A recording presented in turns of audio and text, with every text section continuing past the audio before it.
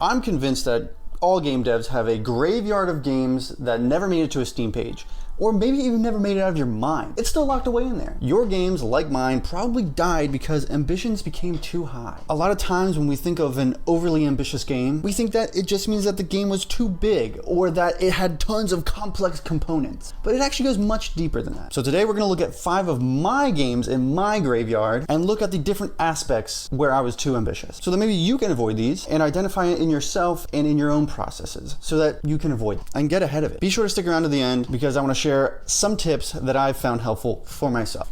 Let's get into it. My first game that I wanted to share with you today was my very first game actually that I took seriously, and it was called Into the Deep. My main ambitious flaw with this game was my skill set. I had just kind of started game dev, and to tell you a little bit more about this game, it was a Monster Hunter game that took place under the ocean. So instead of fighting dragons and beasts, you were fighting squids and giant sharks and whales and mermaids. And like Monster Hunter, you would get armor sets based on the creatures you killed under the water. Another aspect to it was that it was a side scroller in the vein of Metroid. So think of BioShock meeting Metroid meeting Monster Hunter, all wrapped into one thing. I had never made a game, so obviously this was way too big. I didn't know what the heck I was doing. I didn't know what it took to make a game. So I shot for the moon and made a huge game, a very complex game. It's okay to have a big game if your skill set is there. My skill set obviously wasn't there. Naturally, I saw that and I knew I could go forward no longer, and I had to scrap the idea. Many of the ideas in this video I plan on returning to. When your skill set does not line up with the idea, it's too ambitious, and I needed to rethink that game. Make sure your skill set is in line with your idea because it will make or break the process. It defeated my process, so watch out for that. The next game I wanted to talk about was a game called Prime Premonition, and this one kind of still hurts a little bit because I could make this game today. The ambitious aspect that I was lacking was project management. To tell you a little bit more about this game, it was basically a Frogger clone where you were jumping between realities. It sounds complex, it wasn't really. I could have easily completed this game. I could complete it today, and we'll probably go back to it sooner rather than later. But without the proper planning, the game became too ambitious for me to complete. All I saw was the mountain of things to do, and it became overwhelming. And in my brain, I had convinced myself that the project was too ambitious, that there was just too much to do. It became overwhelming to even think about. And this really hurt Prime Premonition. This game, before I found a team, was probably the most work I got done on a game because it was within my skill set. That's why it hurts so much, because I could see myself completing it. But like I said, I didn't. You need to plan out your projects. Don't do what I did, and get a timeline and make your tasks smaller, because that's what helped me in the future then. So yeah, don't do what I did. Let's keep going. The next game on this list is called High Messenger. I purposely picked games on this list that got onto paper and that didn't just live in my head, but this is the closest game that only lived in my head. I only got a few drawings. I had the pretty much entire game planned out. I knew pretty much exactly what I wanted with this game. But the main ambitious thing that kept me from finishing it was scope creep. This is like a trigger word for many people because lots of people struggle with this. Scope creep affects us all. It affects every project you probably have ever worked on, and it's going to affect you in the future as well. For High Messenger, it was basically a tactics game meets One Step Closer to Eden, or Mega Man Battle Network, if you're familiar with those games. You would basically have a map and several allies and enemies, and then anytime you would go into combat, it would turn into one of those fights. Basically, I had different levels and different enemies. I found myself always wanting to add new features, and this just killed any momentum because anytime I would take a step forward, I would create new things for me and it would take me 10 steps back. And that's really what scope creep does. It keeps pushing the finish line further and further away, and you never actually make it to it. When you're in the planning process, you need to make sure you have a very visual end goal and make sure you stick to it. And keep deadlines and keep making the tasks small. So it doesn't mean we can't have complex games, but we need to make sure it is within our scope and it's not too ambitious.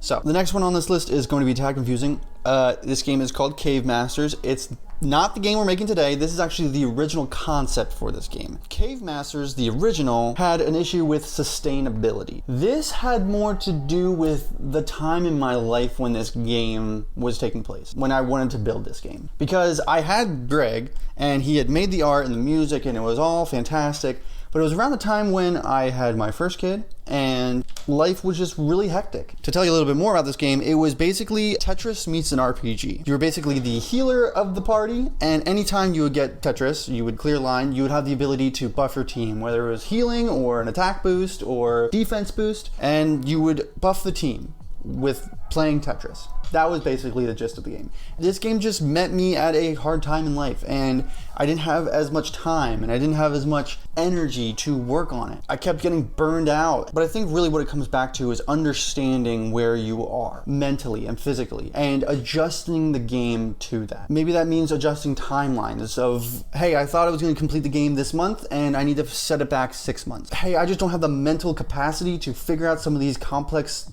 things. We're gonna need to dial it back a little. These are things you need to be thinking about when you're making a game during a hard time in your life, because if you're going through a hard time in your life, a game can quickly become too big and ambitious. Be really careful of that. Be mindful of your body, be mindful of your mind, because ultimately that's what's more important. So be careful of that.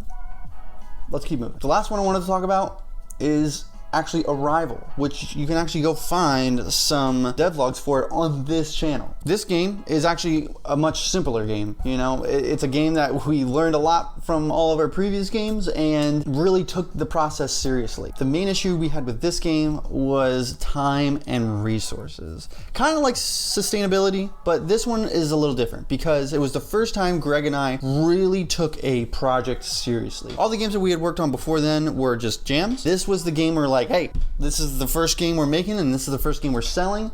And I think we put too much weight on it because of that. We did not set appropriate times and we didn't have maybe the correct resources to figure it out. Because we wanted it to be our first game, I think we made it a tad overly complex. Basically, the game was a sort of Majora's Mask meets Mario type thing. You basically had a platforming game that had a time limit. The story revolved around a kid trying to save the world. There was a meteor coming down and he needed to get to the science lab that would prevent the meteor from falling. And the whole game revolved around the time and how if you were running low on time, the atmosphere of the game would change, and there was a ton of replayability and stuff like that. But we just didn't allocate the correct amount of time and resources into that game, and that really held us back. It's really unfortunate because the game was very much in our grasp, and that's why I said we're going to be returning to it soon. But when you're working on a team, make sure you're communicating, make sure you have a very detailed timeline of things that you need to complete.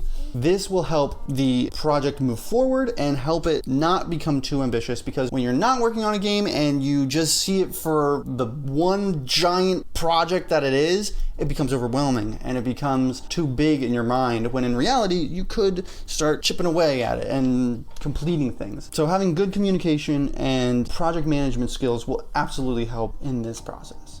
So those are my 5 graveyard games. Obviously, I have way more games in my brain that never made it out. So my graveyard is much bigger than just 5. I wanted to take a moment to discuss the main things that I learned from those processes. 2, pretty much. 1 being identifying the core features to your game so that you have something to fall back on, and it makes the planning process way easier because you know pretty much what you want to make. And when you identify those core details, it makes other details that come in less enticing because you have the core of what you want. Identifying core features is huge. The next one, having a realistic timeline. When you have a realistic timeline of all the things you want to do and you break down the tasks for your game, it becomes much more manageable. And the thing that everybody says is when you're making a timeline of things to complete for your game, double the amount of time it'll take for you to complete the game. Another thing that people say is take your game, cut it in half, and then take that chunk and cut it in half again. And that will make the timeline of events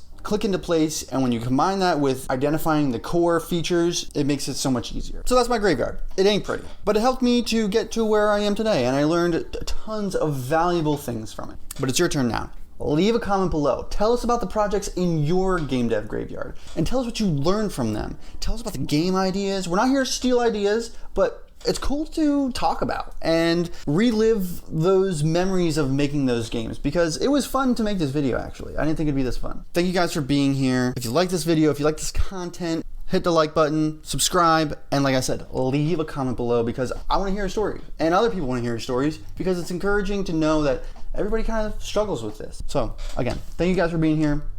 I'll see you next time.